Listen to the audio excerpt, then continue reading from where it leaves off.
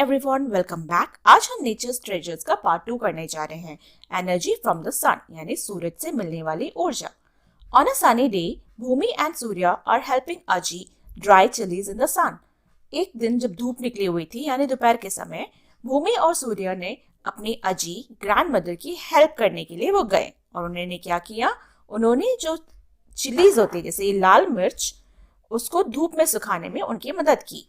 अजी says, we use the heat from the sun to dry it.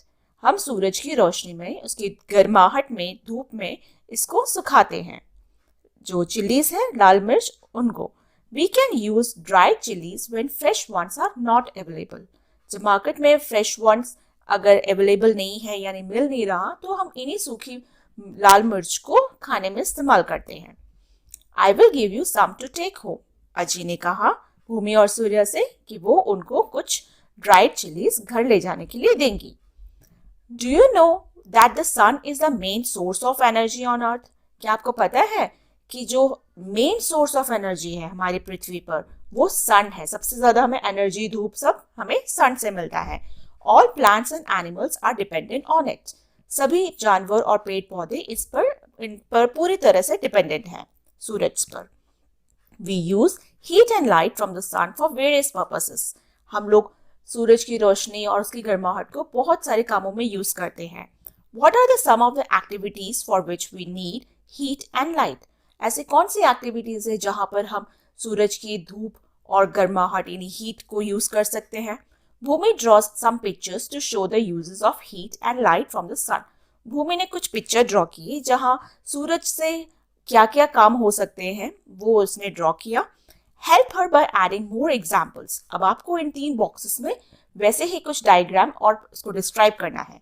जैसे कि first वाले जो 2 थे, प्लांट्स मेक फूड। प्लांट्स जो है सूरज की रोशनी में बनता है। क्लोथ्स जो है वो सूरज की रोशनी में उसकी गर्माहट से सूखते हैं। सोलर पैनल, यहाँ आप देख सकते हैं, सोलर पैनल जो है वो सन की एनर्जी, सन की लाइट लेती है और इलेक्ट्रिसिटी प्रोड्यूस करती है। सॉल्ट प्रोडक्शन, ये आपने एवोपरेशन वाले चैप्टर में पढ़ा था लास्ट, कि एवोपरेट हो जाता है पानी, जो एवोपरेट हो जाता है और लास्ट में रह जाता है सॉल्ट ओनली सी वाटर में। नेक्स्ट है ड्राइंग पैडी। पैडी मीन्स होता है राइस। जो चावल होते हैं उनको सुखाने के लिए भी सूरज की रोशनी में ही और धूप में, गर्माहट में ही वो सूखता भी है। तो ये कुछ एग्जाम्पल्स है, और भी आप ऐड कर सकते हैं, अपने कुछ थॉट्स सोचिए। Next है one afternoon, Bhumi and Surya pass by the field near Ajay's house where they see a cow grazing the grass. एक दिन दोपहर में भूमि और सूर्य ऐसे ही फील्ड में गए घूमने के लिए। अजय के घर के बाहर जो खेत है वहां पर उन्होंने क्या देखा कि एक गाय जो है कुछ घास खा रही थी। They talk about the sun being the main source of energy. Read the conversation carefully and answer. वो सन के बारे में बात कर रहे थे कि सबसे ज्यादा main source of energy sun है। तो इनके कॉन्वर्सेशन को रीड कीजिए और आंसर दीजिए। तो भूमि ने क्या कहा, look at this cow, it is grazing the grass and getting energy from it. गाय को देखो, वो घास खा रही है और घास से उसको एनर्जी मिल रही है, ग्रास से उसको एनर्जी मिल रही है। तो सूर्य कहता है, no, I think this cow is getting energy from the sun.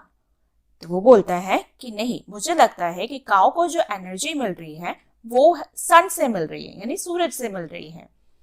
तो भूमि कहती है, the cow is standing in the sun but it does not mean that it is getting energy from the sun.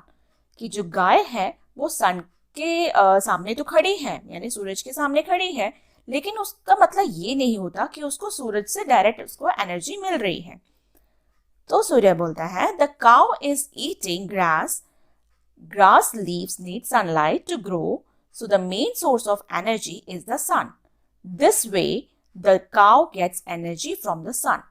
कि cow जो है वो grass खा रही है, लेकिन जो ग्रास की लीव्स है उसको बड़ा होने के लिए सनलाइट की जरूरत होगी, क्योंकि लीव्स फोटोसिंथेसिस करेगी तभी तो वो बढ़ेगा। सो the main source of energy, इसलिए सबसे जो मेन सोर्स ऑफ एनर्जी है, यानी जहां सबसे ज्यादा एनर्जी मिल रही है वो सन से मिल रही है। इस तरह से काउ को सन से एनर्जी मिल रही है। According to you, who statement is correct and why? तो आपकी थॉट, आपका क्या सोचना है इन दोनों के कॉन्वर्सेशन को सुनकर, स्टेटमेंट को सुनकर आपको क्या लगता है कौन सही है? सोचिए। तो sunlight helps plants prepare food, क्योंकि सनलाइट जो है वो प्लांट्स को बड़ा होने में, ग्रो करने में मदद करता है, उसको खाना बनाने में मदद करता है. The sun also provides all the living beings on earth with heat and light. It is their main source of energy. सन जो है सभी जो भी अर्थ में रह रहे हैं जानवर या लिविंग बींग्स, कोई भी पेड़ पौधे, सबको हीट और एनर्जी दे रहा है, लाइट दे रहा है. सो सबसे मेन सोर्स ऑफ एनर्जी वो है sun. According to the statement Surya correct बोल रहा है. In many households in India, water is offered to the sun early in the morning as an expression of gratitude to the sun. आपने काफ़ी जगह देखा होगा कि हम सुबह सूरज को अर्घ देते हैं, यानी कि पानी ऑफर करते हैं. Have you ever seen solar panels on rooftops, on top of street lights, on traffic signals? क्या आपने कभी सोलर पैनल्स देखे छत के ऊपर? हाँ, टॉप ऑफ स्ट्रीट लाइट के जस्ट ऊपर इस तरह से अरेंज कर या ट्रैफिक सिग्नल्स के वहाँ पे. The solar panels capture the sun's energy and produce electricity. तो सोलर पैनल्स जो होते हैं वो सन की एनर्जी को कैप्चर कर लेती है, स्टोर कर लेती है और उसके बाद उसको इलेक्ट्रिसिटी में कन्वर्ट कर देती है. इलेक्ट्रिसिटी इससे प्रोड्यूस होती है. Energy from the sun can also be directly use for cooking in a solar cooker और heating water in a solar water heater. Solar cooker और सोलर वाटर हीटर भी यूज किया जाता है जहां पर सन के थ्रू हम खाना बना सकते हैं एंड पानी गर्म कर सकते हैं. What will happen if the sun is not visible for a few days? क्या होगा अगर कुछ दिन के लिए सन, we may have to depend on artificial lighting during daytime also. हमें सुबह भी artificial lighting यानी लाइटिंग डाल के हमें पूरा सुबह से लेकर शाम तक निकालना पड़ेगा. The weather will become very cold. और 2 पॉइंट्स जो आपको लिखने हैं इसमें आप ये लिख सकते हैं कि जो अगर सूरज ही नहीं होगा तो ठंडा हो जाएगा वेदर, है ना, क्लाइमेट ठंडा हो जाएगा. Plants won't make food as they need sunlight for photosynthesis. यहाँ तक कि प्लांट्स भी सूख जाएंगे क्योंकि अगर सनलाइट नहीं मिला तो वो फोटोसिंथेसिस नहीं कर पाएंगे, तो खाना भी नहीं बन पाएगा. One cannot imagine on Earth without the sun. हम बिना सन की अपनी लाइफ इमेजिन नहीं कर सकते क्योंकि हमें सन जरूरी है. The sun is the main source of energy, क्योंकि हमें सबसे ज्यादा एनर्जी सन से ही मिलती है on the earth. The plants get energy from the sun and produce food, क्योंकि प्लांट्स को सन चाहिए, सूरज चाहिए खाना बनाने के लिए, फोटोसिंथेसिस प्रोसेस के लिए. और एनिमल्स जो है वो प्लांट्स पे डिपेंड है, तभी तो वो खाते हैं. और उसको एनिमल्स जो होते हैं यानी ह्यूमन बींग्स और एनिमल्स, प्लांट्स नहीं होंगे तो हम खाना क्या खाएंगे. We get food from both plants and animals. This cycle on earth is possible due to the sun. तो ये जो साइकिल है कि हमें प्लांट्स पे डिपेंडेंट है, हम एनिमल पे डिपेंडेंट है, और एनिमल जो है प्लांट्स पे डिपेंडेंट है, और प्लांट्स जो है सन से पे डिपेंडेंट है. तो ये पूरा साइकिल जो है मेन सोर्स है वो सन है. So we all are dependent on the sun as a main source of energy. इसलिए सबसे ज्यादा सोर्स ऑफ एनर्जी जो है वो सन है, जिसके थ्रू हमें एनर्जी मिल रही है. Where do we find a large variety of plants and animals? Let us explore. हमें कहाँ सबसे ज़्यादा plants और animals मिल सकता है? चलो let us explore, यानी पता लगाते हैं. Obviously plants and animals हमें सबसे ज़्यादा कहाँ मिलते हैं? Forest area में. तो forest. One morning, Ajit takes Bhumi and Surya for a walk in the forest. एक दिन सुबह अजी भूमि और सूर्य को मॉर्निंग वॉक पे लेकर गए फॉरेस्ट में. They find a variety of herbs, shrubs and trees in the forest. उन्होंने वहाँ पे herbs देखे, झाड़ियाँ, shrubs, bushes and trees वगैरह सब देखा. Ajay explains, forests are large areas with dense growth of various types of plants. Ajay ने explain किया कि फॉरेस्ट में हर तरह के पेड़ पौधे या बहुत तरह के वैरायटी के पेड़ पौधे काफ़ी मिलते हैं, है ना. पूरा फॉरेस्ट जो है इनसे भरा पड़ा है तरह तरह के प्लांट्स से. On the way they collect some नेल्लिका, Kannada term for Indian gooseberries, यानी आंवला जो है उसको हम कन्नड़ा में नेल्लिका कहते हैं एंड मलयालम में नेल्लिका कहते हैं. ऑन द वे उन्होंने नेल्लिकाएं एक कलेक्ट किया जो कि नीचे गिरे हुए थे. They have fallen on the ground. Ajit tells them, we have a tradition in the village not to pluck fruits from the trees, they are left for animals and birds to eat. अगर आप देख सकते हैं इस picture के अंदर वो लोग नीचे पड़े हुए फ्रूट्स को उठा रहे थे, राइट. क्यों? क्योंकि उनके वहाँ पे गांव में ये मानना था कि पेड़ पौधे से फ्रूट्स और ये फ्लावर्स नहीं तोड़ना है, क्योंकि ये सिर्फ एनिमल्स और बर्ड्स के लिए है. अगर पेड़ पौधे पे जो भी कुछ फ्रूट लगा है वो सिर्फ एनिमल्स या बर्ड्स खाएंगे. Discuss with your friends and make a list of at least 5 products that we get from forest. तो क्या क्या 5 चीजें आपको बतानी है जो आप फॉरेस्ट से मिल सकती हैं, अपने फ्रेंड से डिस्कस कर सकते हैं, जैसे कि हमें क्या क्या मिल सकता है, वुड लकड़ियाँ, मेडिसिन दवाइयाँ, स्पाइसेस मसाले, राइट। और भी आप सोचिए, जैसे रबर है, रबर ट्री देखा होगा आपने भी, तो रबर हमें मिल सकता है। यूकेलिप्टस ऑयल, ऑयल हमें मिल सकती है फॉरेस्ट से, और भी बहुत सारी चीजें मिल सकती हैं। आप कुछ सोचिए। Forest are a natural home for many wild animals. Forest जो है वहां पर बहुत जंगली जानवर भी रहते हैं, शेर चीता वगैरह, इंक्लूडिंग बर्ड्स एंड इंसेक्ट्स। साथ में बर्ड्स और इंसेक्ट्स भी रहते हैं। Forest provide food and shelter to them. Forest उनको फूड देता है, खाना देता है ना, पेड़ पौधों से खाना मिल जाता है उनको, एंड शेल्टर, वो उनका घर भी होता है फॉरेस्ट, वहां जहाँ पे उनको प्रोटेक्शन फील होता है। In nature every animal depends on other life forms for survival. Nature में हर एक एनिमल दूसरे लाइफ फॉर्म से या दूसरे पे डिपेंडेंट होता है। जैसे शेर चीते हैं वो शिकार करके खाते हैं, बर्ड्स जो है वो इंसेक्ट्स को खाती हैं। तो इस तरह से ये डाइवर्सिटी चलती रहती है। The diversity of life forms ensures food for every life living beings. तो ये जो हर लाइफ साइकिल है ये या फूड चेन है, इस तरह से हर एक एनिमल फॉर्म को या हर एक लिविंग बींग्स को खाना मिलता रहता है। However, over the years, the forest cover has been decreasing, mainly due to the human activities like large-scale cutting of trees. अब क्योंकि ये जो फॉरेस्ट का जो कवर है वो काफ़ी कम होता जा रहा है। फॉरेस्ट अगर आप देख रहे हैं जितना फैला होता था वो उतना नहीं है, क्योंकि हम जो ह्यूमन एक्टिविटीज़ ज़्यादा हो रही हैं, क्योंकि लोग बाग ना घर बनाने के लिए लकड़ियाँ काट रहे हैं, जगह ले रहे हैं ताकि वो वहाँ पर रह सकें। So it takes many years to grow a new forest to restore lost forest. तो एक नए फॉरेस्ट को बनाने में या अपने पुराने फॉरेस्ट को उसको रिस्टोर रखने में बहुत साल लग जाते हैं, पेड़ पौधे लगाकर ग्रो करने में बहुत टाइम लगता है। Therefore, we must preserve and use forest responsibly so that they get enough time to regenerate. इसलिए जो बचे कुछ फॉरेस्ट है उनको खराब नहीं करना है, उसको प्रिजर्व करके रखना है, उन्हें और पेड़ पौधे नहीं काटने, क्योंकि एक पेड़ पौधे को बड़ा होने में बहुत टाइम लगता है। अगर पेड़ पौधे को टाइम लगेगा तो फॉरेस्ट को भी एरिया कम मिलेगा ना। The Van Mahotsav is a week-long event celebrated across the country during the month of July. अगर आपने ये टर्म सुना होगा कि वन महोत्सव जो होता है वो जुलाई के मंथ हम सेलिब्रेट करते हैं। तो वन महोत्सव में हम पेड़ लगाते हैं। It is the forest festival during which new plants and trees are planted. ये एक फॉरेस्ट फेस्टिवल है जहाँ पर हम नए प्लांट्स नए ट्रीज लगाते हैं, है ना, ताकि वो अच्छे से बड़े हो, ग्रो करें, हाँ, और हमें छाया दे, हमें खाना भी दे। And awareness about respecting forest is raised, और जागरूक कर सके लोगों को कि कितना ज़्यादा ज़रूरी है फॉरेस्ट पेड़ लगाना। The aim of the event is to increase the green cover. Green cover मतलब पेड़ पौधे जब ज़्यादा लगेंगे तो ग्रीनरी ज़्यादा होगी, तो इसका एम ये है कि ज़्यादा से ज़्यादा ग्रीनरी रहे। You too can plan a Van Mahotsav in your community. अपने आसपास कम्युनिटी में भी आप वन महोत्सव का फेस्टिव बना सकते हैं, पेड़ लगा।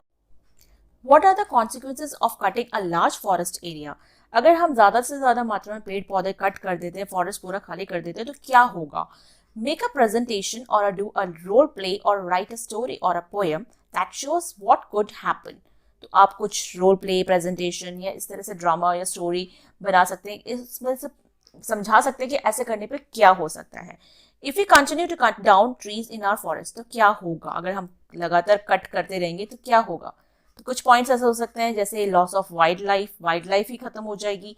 अगर हम पेड़ पौधे खत्म कर देंगे तो जो फॉरेस्ट में रहने वाले जो जानवर हैं उनका लाइफ ही खत्म हो जाएगा, हाँ, क्योंकि वो काफ़ी तो पेड़ पौधे पे डिपेंडेंट होते हैं और आसपास जो जानवर हैं उन पे डिपेंडेंट होते हैं। नेक्स्ट हो सकता है कि डिफॉरेस्टेशन हो जाए, हाँ, सॉइल इरोजन हो जाए। आप सॉइल इरोजन लिख सकते हैं। अगर जब बारिश होती है तो पानी को जो रोकती है वो रूट्स रोकती है, पेड़ पौधे के जो रूट्स होते हैं, जड़ होती हैं, वो उनको स्टोर करती हैं, एब्जॉर्ब कर लेती हैं। लेकिन अगर वो नहीं होंगी तो पानी इस तरह से बहता जाएगा और मिट्टी बहती जाएगी और सॉइल इरोड होता जाएगा, खाली होता जाएगा। तो सॉइल इरोजन हो सकता है। लैक ऑफ ऑक्सीजन हो सकता है, यानी कि ऑक्सीजन जो हमें मिलता है वो पेड़ पौधों से मिलता है, तो वो नहीं रहेगा।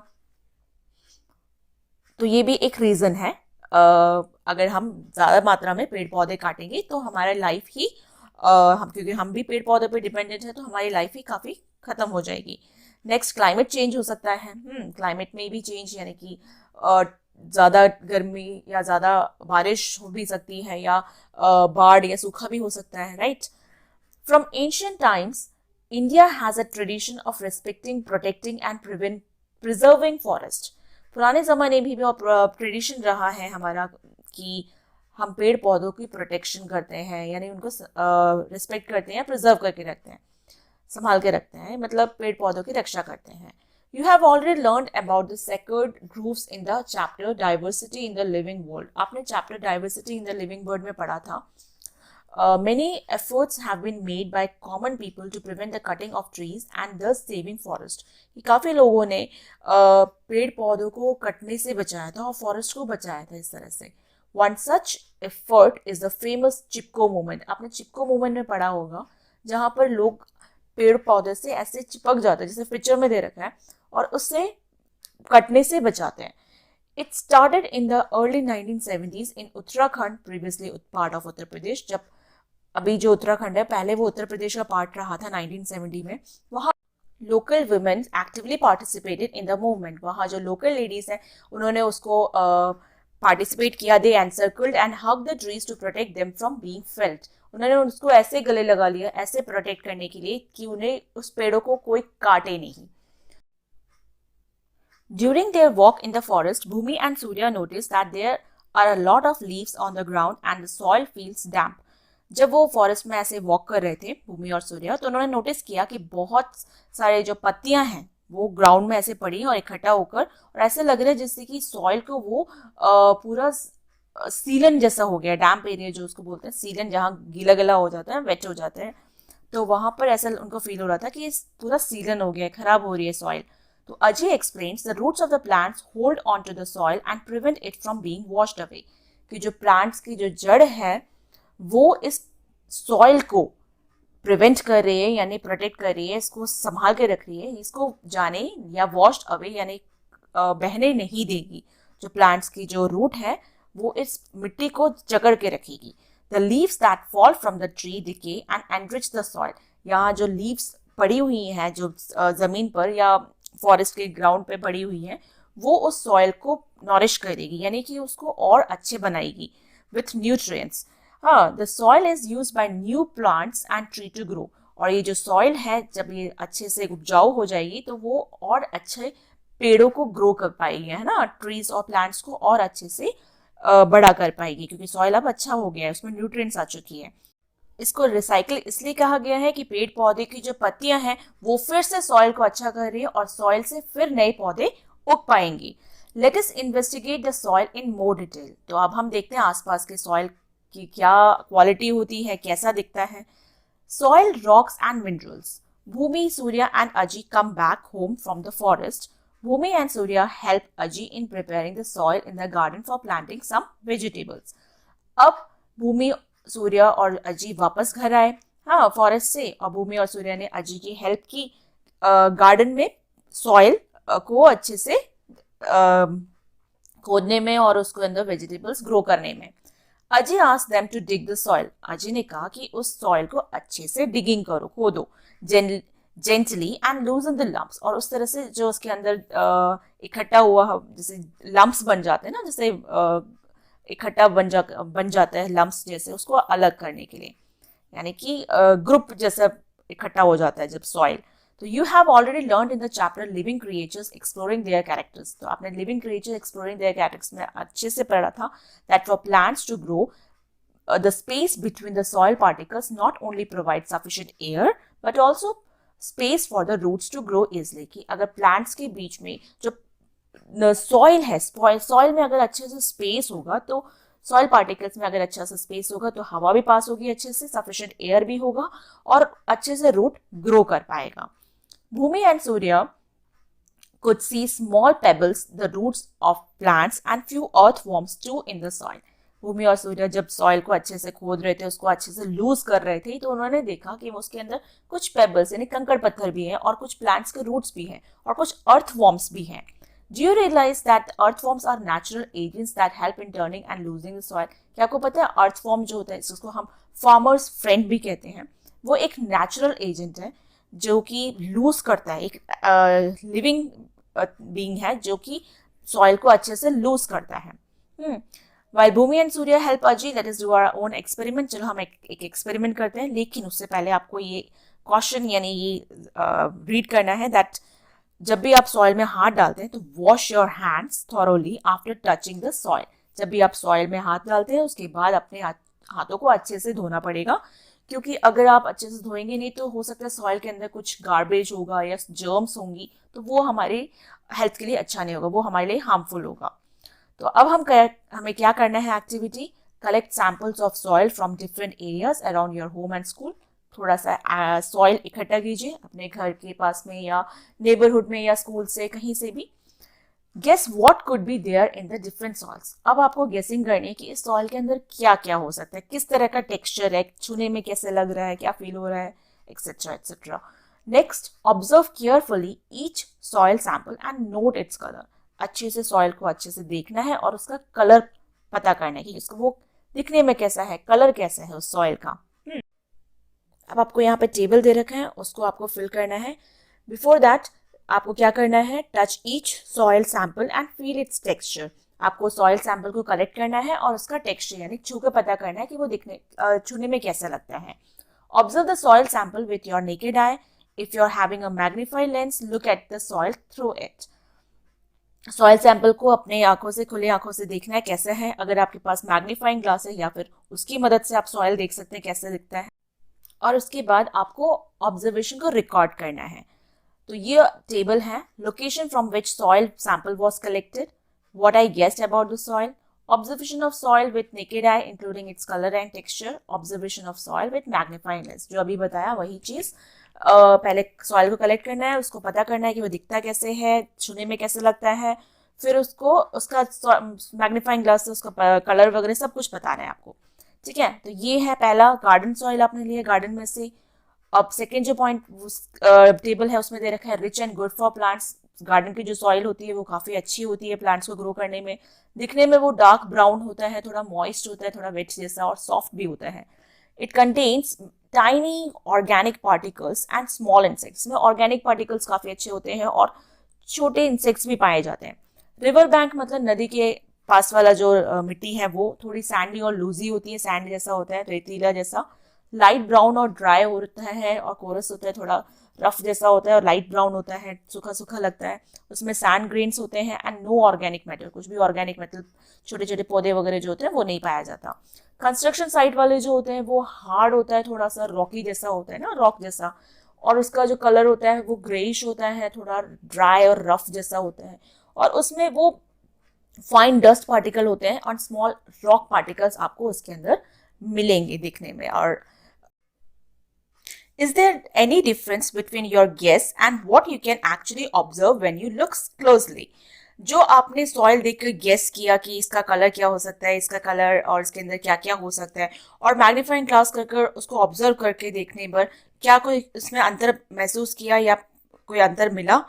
Do you see any differences in the soil samples taken from different places? जब आप जगह जगह से आप सॉइल लेकर आए, कहीं गार्डन सॉइल था, कहीं कंस्ट्रक्शन साइट का सॉइल था, कहीं से जो जहां से आप सॉइल लेकर आए, तो उनमें आपस में क्या क्या डिफरेंसेस थे वो आपने देखे होंगे. Do you see difference in what you are able to observe with your naked eye and what you can observe with a magnifying glass? जो आप खुली आंखों से आपने जो देखने पे एक बार में आपने उसके अंदर अंतर पता कर लिया और उसमें सॉइल के अंदर क्या क्या हो सकता है, और मैग्नीफाइंग ग्लास में देखने पर आपको जो पता चला, क्या उनके बीच में कोई अंतर था, जो डिफरेंसेस कुछ अलग था जो आपने महसूस किया हो? So there are many things in the soil such as sand, insects and worms. Soil के अंदर बहुत सारी चीजें मिलती है, जैसे कि सैंड मिलती है, रेतीला मिट्टी, इंसेक्ट्स भी मिलता है, वॉर्म्स भी मिलते हैं. There are maybe many small organisms that we cannot see with our naked eyes. कभी कभी खुली आंखों से हमें छोटे और से भी ज्यादा छोटे जो जीव है, ऑर्गेनिज्म है, वो हमें सॉइल के अंदर दिखते नहीं है खुली आंखों से. तो plants and animals also become part of the soil as they decompose and decay. Plants और एनिमल्स जब मर जाते हैं तो वो भी सॉइल का एक पार्ट बन जाता है, डिकम्पोज होने के बाद, बिल्कुल ही अच्छे से डिकम्पोज होने के बाद वो भी सॉइल का पार्ट बन जाता है। इसलिए जब हम सॉइल हर जगह से डिफरेंट डिफरेंट जगह से लोकेशन से लेकर आते हैं तो उसमें कलर डिफरेंस होता है, उसमें टेक्सचर अलग होता है, हाँ उसमें कुछ अलग मटेरियल पाया जाता है क्योंकि उसमें चीज़ें अलग होती हैं। Have you ever wondered how soil is formed? क्या आपने कभी सोचा है कि सॉइल बनता कैसे है? The soil is formed by the disintegration, breaking apart of rocks by action of the sun, water and living organisms over a long time, thousands of years. Soil जो बनता है वो रॉक्स की से बनता है, बड़े बड़े पठार चट्टानों से बनता है। जब उसमें सूरज की रोशनी, धूप, गर्मी और बारिश का पानी जब हजारों साल उसके ऊपर पड़ते हैं तो वो धीरे धीरे चूर चूर के सॉइल बन जाते हैं ना, टूट टूट के। There are different types of soil, यहाँ बहुत तरह के सॉइल पाए जाते हैं। Some are good for growing certain types of plants, कुछ अच्छे होते हैं प्लांट्स को ग्रो होने में, है ना, उपजाऊ होती है सॉइल्स। कुछ बंजर होती है जिसमें पेड़ पौधे नहीं उग पाते हैं, सैंडी सॉइल। कुछ रेगिस्तानी रेतीले सॉइल्स होते हैं जिसमें सॉइल्स अच्छे से जिसमें प्लांट्स अच्छे से ग्रो नहीं कर पाते हैं। तो तरह तरह के होते हैं। While some are good for making bricks for buildings, कुछ इतने अच्छे होते हैं कि जिससे ना ईंट बन जाती है और ईंट से बिल्डिंग बन जाती है। हाँ, तो forest have a variety of soils, तो हमारी जो फॉरेस्ट है उसमें तरह तरह के सॉइल्स मिलेंगे आपको, varieties of soil. Soil is a precious treasure that supports biodiversity. Soil एक ऐसा धन है, ऐसा उसमें ट्रेजर खजाना छुपा है जो कि हमारी बायोडाइवर्सिटी को मेंटेन करके रखता है। यानी हमारा पूरा रेन साइकिल, वाटर साइकिल सब चलता है। अच्छे से सॉइल होगा, पेड़ होंगे तो वाटर साइकिल भी अच्छे से चलेगा। You may have seen rocks in your surroundings, आपने भी रॉक्स, चट्टाने देखी होंगी आसपास। Rocks are use in the construction of houses. Rocks बड़े बड़े जो बड़े बड़े चट्टाने होती है, बड़े बड़े रॉक्स होते हैं, उससे हाउसेज बनते हैं, बिल्डिंग्स बनती है, टेम्पल्स वगैरह बनते हैं, roads, dams and table tops. Some rocks like slate are used for roofing. Rocks जैसे कि के भी डिफरेंट पार्ट्स वेराइटीज होती है, जैसे स्लेट होता है वो रूफिंग करने के लिए, छत पे लगाने के लिए। And laterite can be use as building materials like bricks, और वो कुछ लेटेराइट होते हैं, रॉक्स का ही पार्ट्स होता है जो कि बिल्डिंग वगैरह बनाने में यूज होते हैं। बड़े बड़े मोटे मोटे पत्थर जैसे होते हैं, बिल्डिंग ब्रिक्स जैसे यूज किए जाते हैं। Some of the important rocks are granite, sandstone and marble. कुछ रॉक्स की और वेराइटीज है, जैसे ग्रेनाइट हुए, सैंडस्टोन हुआ, मार्बल हुआ। मार्बल तो आप काफी देखते हो, घर में भी, फर्श में भी लगता है। Human beings have been using rocks to make tools such as hand axes. हम लोग रॉक्स से टूल्स यानी कि सामान जैसे कि एक्सेस, कुल्हाड़ी बनाते हैं ना। रॉक्स यूज फॉर रूफिंग, जैसे यहाँ पे दे रखा है लेटराइट रॉक्स एज बिल्डिंग्स, ये डायग्राम दे रखा है आपकी बुक के अंदर। हाँ, इससे and hand axes, right. Arrow heads made from stone, पुराने जमाने में स्टोन से एरो हेड्स बनाते थे लोग बाग। What are rocks made up of? अब रॉक्स किससे बना होता है?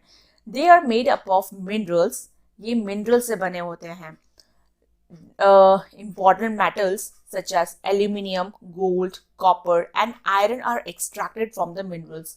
ये जो खनिज होते हैं, मिनरल्स को हम खनिज कहते हैं, इनसे बहुत सारे मेटल्स निकलते हैं, जैसे एल्यूमिनियम हुआ, गोल्ड हुआ, कॉपर, आयरन, ये सब मिनरल्स से मिलता है हमें। Minerals are use in the manufacturing of airplanes, cars, jewellery, electrical and electronic equipment. ये सब चीज़ों बनाने के लिए काम आते हैं, कार हुए, एयरप्लेन, ज्वेलरी वगैरह, इलेक्ट्रॉनिक चीज़ें वगैरह। For example the basic mobile phones, यहाँ देखिए मोबाइल फोन्स जो चीज़ें होती है उसमें भी काफ़ी मिनरल्स होते हैं, जैसे कि गोल्ड, सिल्वर, कॉपर वगैरह। तो नेचुरली ऑकरिंग गोल्ड जो है, हमें नेचर से मिलने वाला गोल्ड, वो ये है। एंड डायग्राम दे रखा है, सब मिनरल्स फाउंड इन नेचर, जो मिनरल्स हमारे नेचर में मिल रहा है वो। Rocks play a vital role in our life, बहुत ही इंपॉर्टेंट रोल हमारे लाइफ में प्ले करता है, बहुत सारी चीज़ें हमें मिलती है इससे।